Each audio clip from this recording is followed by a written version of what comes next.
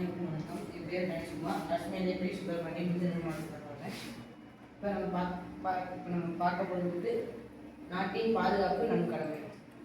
நாட்டின் பாதுகாப்பு என்றால் நாட்டின் எல்லைகள், மக்கள், பொருளாதாரம் மற்றும் கலாச்சாரத்தை பாதுகாப்பு, உள்நாடு மற்றும் வெளிநாடு அச்சுறுத்தலிலிருந்து பாதுகாப்பு.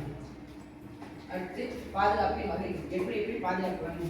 இராணுவ பாதுகாப்பு, உள்நாட்டு பாதுகாப்பு, இணைய பாதுகாப்பு, பொருளாதார பாதுகாப்பு, சுற்றுச்சூழல் பாதுகாப்பு. அடுத்து இந்திய பாதுகாப்பு அம்சங்கள். Indian army, navy, air force, BSF, CRPF போன்றவைதான் அடுத்து ராணுவ வீரர்கள் மற்றும் தியாகம். இந்திய சிப்பாய்கள், தியாகம், எல்லை பாதுகாப்பு பணி. உள்நாட்டு பாதுகாப்பு போலீஸ், உளவுத்துறை, பயங்கரவாத நடவடிக்கைகள், சமூக அமைதி போன்றவைதான் உள்நாட்டிலிருந்து நம்மளால் பாதுகாக்கிறது. நெக்ஸ்ட் இணைய பாதுகாப்பு ஆன்லைன் மோசடி, ஹேக்கிங் போன்றவற்றிலிருந்து பாதுகாப்பு. தனிப்பட்ட தகவல்களை தருவது. நம்முடைய பங்கு, நம்ம பாதுகாக்கிறதுல நம்ம பங்கு என்னென்ன? சட்டம் கடைபிடிக்கிறோம், சட்டத்தை நம்ம கரெக்டாக கடைபிடிக்கிறோம். அதுக்கப்புறம் பொய்யான தகவலை பரப்பாமல், நம்ம எந்த தகவல்களையும் பொய்யா பரப்பக்கூடாது. தேசிய பக்தி வளர்த்தது, நம்மளுக்கு தேசிய பக்தி இருக்கணும். அடுத்து முடிவு. நாட்டு பாதுகாப்பு அரசின் கடமை மட்டுமல்ல, ஒவ்வொரு குடிமக்களையும் பொறுப்பும் ஆகும். அரசோட கடமை மட்டும் இல்லாமல் நம்ம எல்லாத்தோட பொறுப்பு நாட்டின் பாதுகாப்பு.